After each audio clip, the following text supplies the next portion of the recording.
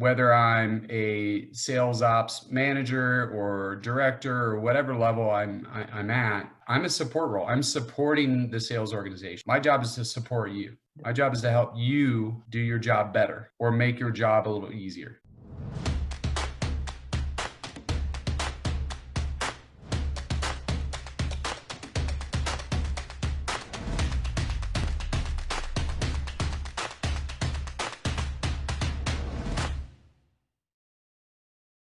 Yeah, I think it first started. I first got into tech. I used to run restaurants, and clubs and bars in Los Angeles. Got out of that. Didn't know what I was going to do. I was fortunate enough to uh, get a job in sales as an account executive for an up and coming startup that was based out of the Bay Area that had a affiliation with a Fortune 100 company. And we were scrappy, selling to restaurants, learned a lot. We completely went from an outside in or to an inside model. And we really dug into the science of a lot of things. We just tested constantly. And I was one of the salespeople that was constantly a guinea pig. But we really dove into a lot of the sales ops type of problems and solutions, and really used tech stack to help solve our problems. We use processes, methodology. We really adopted challenger sale. And I knew right then that I was super interested in all those things and really digging into kind of the science, the formula behind it. And have since weaved around in my career, and no pun intended, because myself and other folks started a company called Weave. So we did weave around. And funny enough that my career takes me back into restaurant tech, and had the opportunity to be the first sales ops person in the company, really, and try to just solve problems, create processes, iron some things out. Really, my mantra is always just trying to create repeatable, scalable processes. What's something where, hey, what did you do? You had a lot of success there. I don't know. That doesn't help. That doesn't help if you answer with I don't know. It helps if you go, I did A, B, and C, and then I had this input from the customer, which told me that I should skip D and go to E. Wow, okay. Very formulaic. You knew exactly what you needed to do. You read the situation and you made a decision, and it worked out. Can you repeat that? Absolutely. A, B, C, E, whenever that happens. Sometimes it's any combination of letters in the alphabet. But the important thing is to really be able to identify it and apply processes that work over and over again. Now, you described the early part of doing this as quite scrappy, and building startups can be a scrappy business. Yes. So just talk to me a little bit about what it's like to build organization and process in a landscape where often it is uncertain and unformed, and why that excites you. Yeah, I guess when things are scrappy and you're sort of in this chaotic environment at times, and you get a lot of stuff thrown at you, and you're growing. A lot of times growth is where the disorganization happens, where it's you're just getting too much thrown at you and you're not ready for it. And a lot of times you're doing, sometimes it's because you're doing really well, and sometimes you're not doing really well and you're losing steam, and the organization is the first thing that goes out. But no matter what the situation, there's basically these different size blocks just floating around through the air. You got to take the biggest ones, plant them firmly down, create a foundation. And, there's a process there too.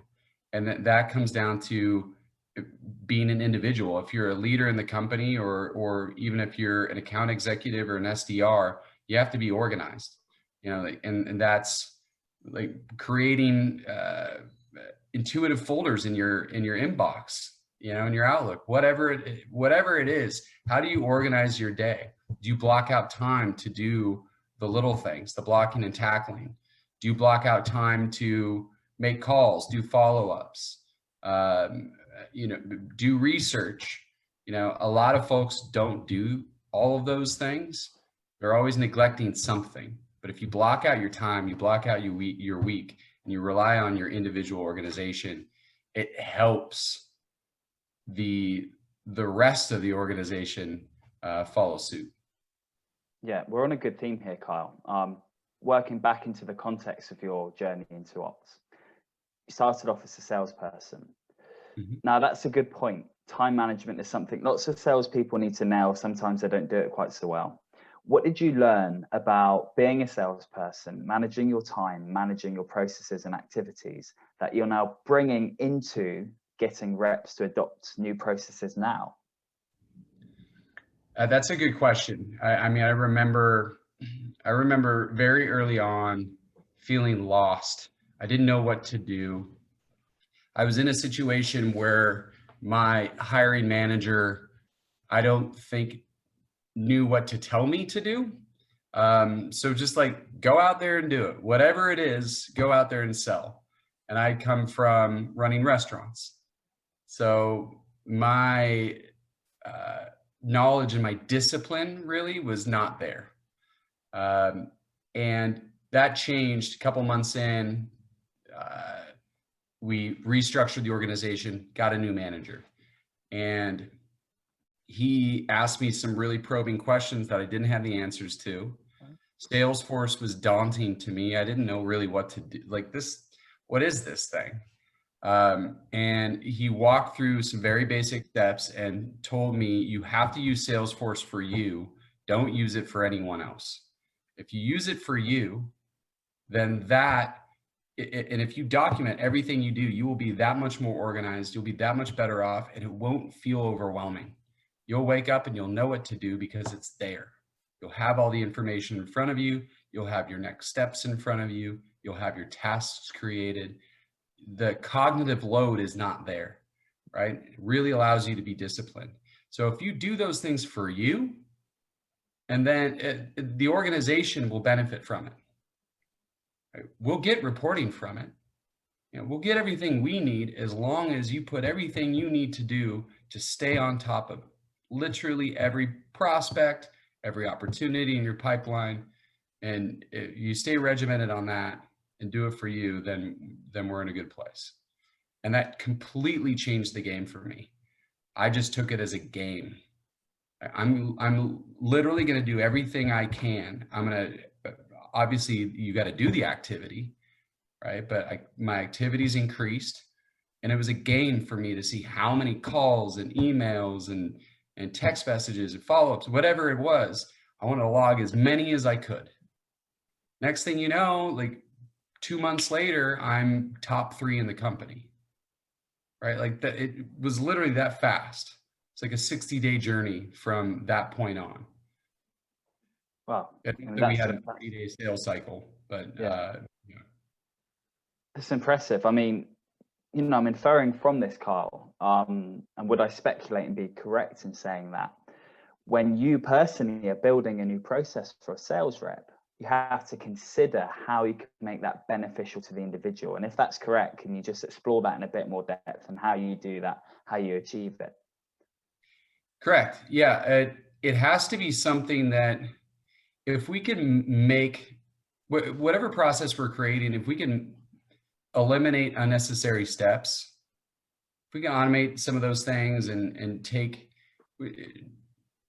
I use the term cognitive load a lot, but it's like, if I have to think about how to do something, like, these are the mundane tasks, right? Like, obviously the more complex qualitative things, we should be able to think about it and put some thought into it before we act.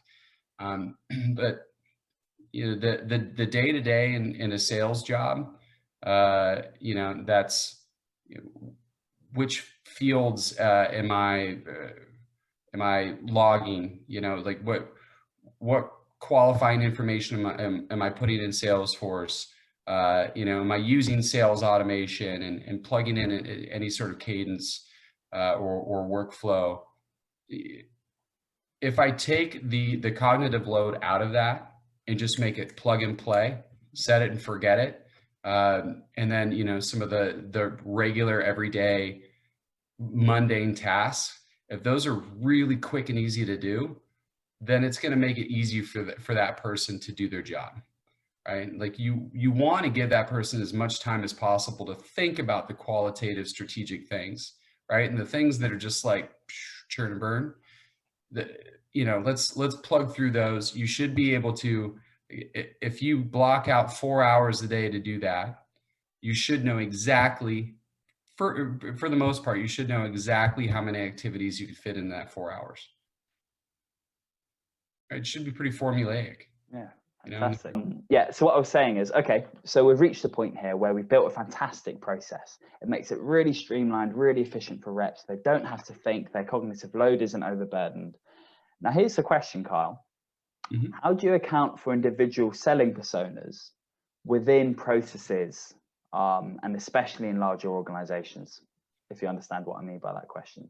I do. Are you talking about sort of building for the lowest common denominator? Or I guess that would be my answer. Yeah, right. Okay. If I interpret it correctly, it's, hey, some people are very analytical. Some people are very passionate, and it's all about the relationship game, and they just need to go out there and do what they do and go to events. And, we're seeing right now that those folks are probably struggling the most. The folks that are used to going out there and, shaking hands and kissing babies for their jobs. And then they go, oh, well, Salesforce, CRM and all your technology, I don't need that. You definitely have to build for those people, though, because a lot of times those folks are, they're high performers a lot of times. So yeah, you have to build. For me, I build for the lowest common denominator. Like, what's the easiest thing to explain, understand, have them repeat it back to us. All right, you're good on this, right? Like, this is the new process. It's very basic. It's 3 steps, right? It's like, it kind of goes back to, what I was saying earlier. If we build a process or, there's a methodology that's extremely complicated and it takes a doctorate to learn, then we're not building the right thing here, right? We need to be able to hire new folks, have them ramp as fast as possible. And regardless of their personality type, they should be able to apply very basic principles. 2 + 2 is 4. Okay, awesome. Can we all agree on that? Okay, next. Yeah, okay. So if I were to ask, what's the groundwork that's required to guarantee a new process being adopted? Your answer sounds like it's keep it simple, keep it applicable to most people. So with that in mind, how do we get key influence or champions involved in the process change? I mean, do you involve key salespeople to push this amongst the sales floor? How do you do that? 100%, 100%. And so what I like to do is test with those folks and have them be part of the iterative process that goes into building a process, right? It's like there's steps that go into, creating something new for a sales organization. And if you it's helpful to bring in at least one key manager, and depending on the scope of, what the project is, one or more key sales folks, have them be a part of that building process, take ownership. And now when we land on something that we all, feel good, like the tests come through clean, we all feel good about it. Now they have ownership. Now that manager and those sales reps are saying like, oh, you got to do this. Like, this is great. I was part of this, I tested it out. It's pretty awesome. I'm partially responsible. So there's an ego involved, right? Ego's good. If used correctly, ego's a good thing. So that helps is sort of the buy-in. Because a lot of times you get people like, well, you don't know, you're not out there selling. Well, hey, the people that are out there selling right next to you, help build this thing. And they thought it's great. And we tested it and it's working. And we have X amount of improvement. Yeah, Carl, you touched on a really significant point there. I think it's one you're well placed to answer given your background, but it's going to be, how do sales ops people form the relationships with reps, with sales leaders in order to enact process change? Because processes are also human things, aren't they? They're interactions between people, and they only work when people buy in. So could we explore that in a bit more detail, perhaps even the beginnings of how you'd go about building those champions? Yeah. One thing that I started to do this year was 2-on-1s with key salespeople and their managers. We really dig into the day to day. We spend an hour and kind of dig into what they do. Work with them. Not all sales. I guess a lot of sales ops people didn't come from being sales folks themselves, like high performing salespeople. So that's something I guess I had a little bit of a leg up, having that rapport. Hey, I've been there, I've done this, and this is how I've positioned. This is how I was successful. But the 2-on-1s are really key. And I was doing that with high performing sales folks, like the top sales folks, and then the ones that are struggling. The ones in the middle were not priority one, but sort of like the bookends of, your stack rankings. Those are the folks that, I started with first. Like, hey, how do we make the really good salespeople even better, right? And then how do we make the folks that are, really struggling and maybe your weakest link, how do we raise the bar a little bit there? And having those 2-on-1s and really going through and just interviewing them, having a conversation like this. What is it you do? Like, what's your leg up? Let's talk about it. Have you tried this? Right. And then keep touching back with them. Like, and if you're giving them some solid pointers and you're really listening, or you're developing plans and strategies and you're following up with them and you really, hey, I'm a partner. I think that helps the relationship quite a bit. Okay. This is a good point, because for me, this bridges into, what sales ops about in general here. So bridging this away from actually processes, what fundamental functions do you see sales ops playing in the org? Would it be that relationship builder between the analytics and the people? But what would your answer be? What I say is it is a support role. Yeah. Right. And whether I'm a sales ops manager or director or whatever level I'm at, I'm a support role. I'm supporting the sales organization. My job is to support you. My job is to help you do your job better or make your job a little easier. You have a really difficult job. And so how do I support you? We try to lean on doing as many proactive things as possible. Some of the things are reactive. Like, hey, day one in the role, I told everyone in the sales organization, if you're having any issues, whatever it is, or there's anything that needs to sort of come to my awareness, like, hey, you're struggling with this, or this isn't working, whether it's, a process or more technical, like, Salesforce isn't working, my Outlook isn't working, or whatever it is, send it my way, right? I might not be able to directly help you, but I might be able to steer you in the right direction. And it really helps you learn what's going on in the company, and what's going on in the sales organization. And a lot of it too is cross-departmentally. I did the same thing.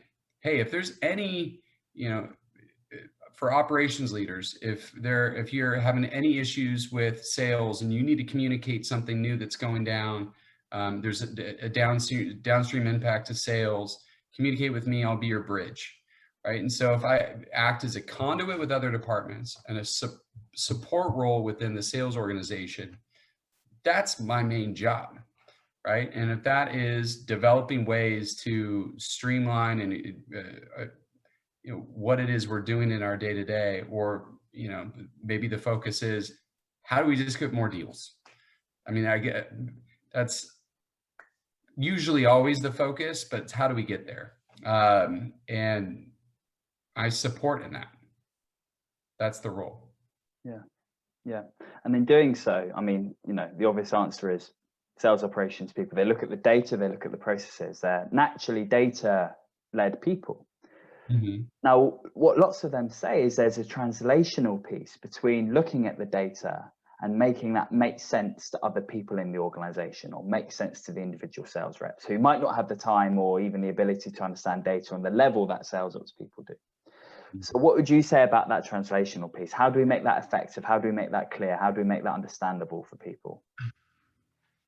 Data is like vocabulary, right? It's like you have the data has to tell the story, right? You have a bunch of data in front of you, but if you don't know how to create a story from that data, and you don't know how to translate and retell that story, it's not going to be very beneficial.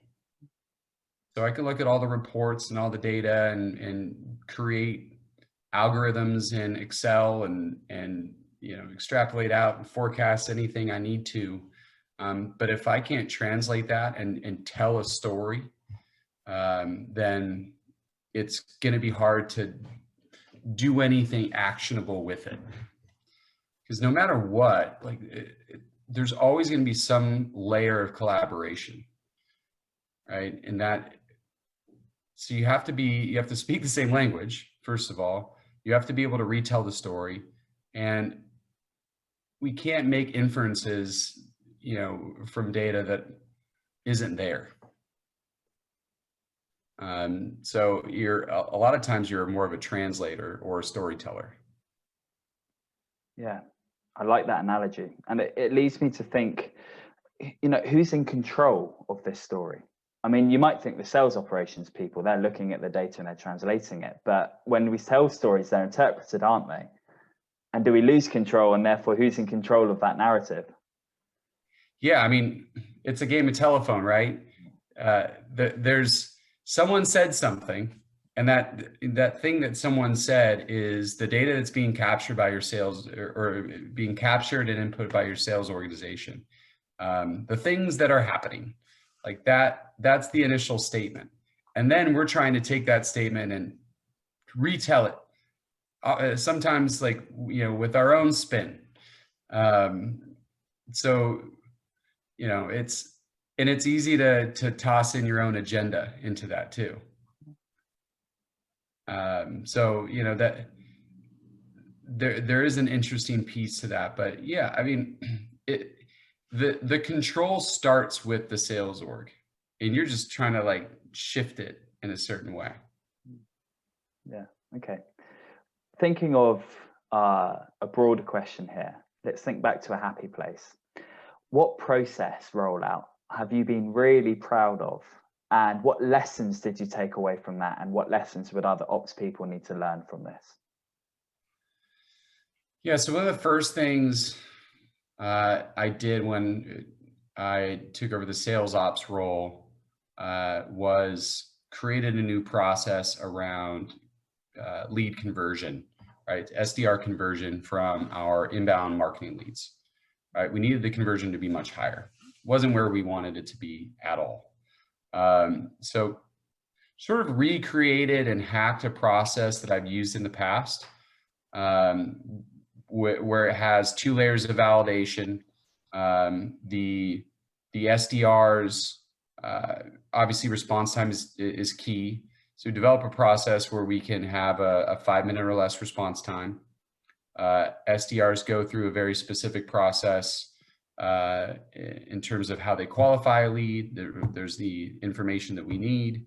And then your goal is to schedule a demo.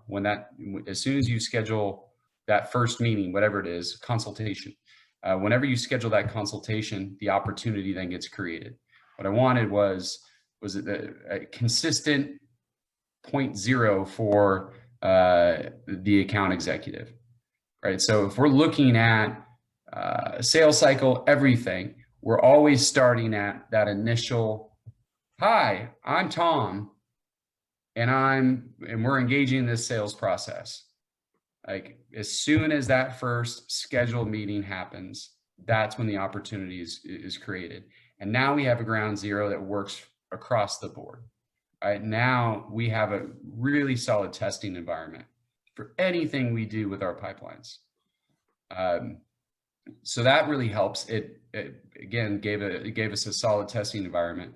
We also increased conversion by quite a bit, nearly 30%. So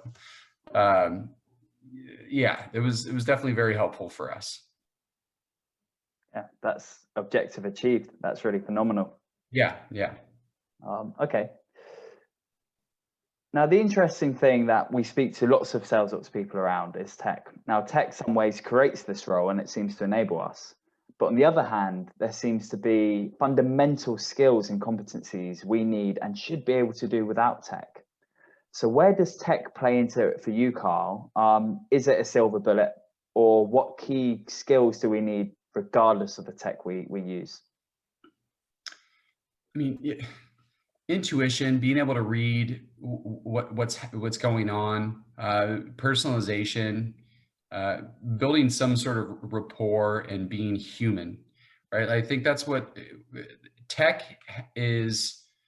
We've seen it, especially over the last 5 to 10 years, where tech has taken over a sales process to the point where like everyone is like fitting into this, and I am the target of a lot of these too, right? It's like, I know I'm a part of an automated process, right? The human aspect is being taken out of this. You have no idea who I am and what I do.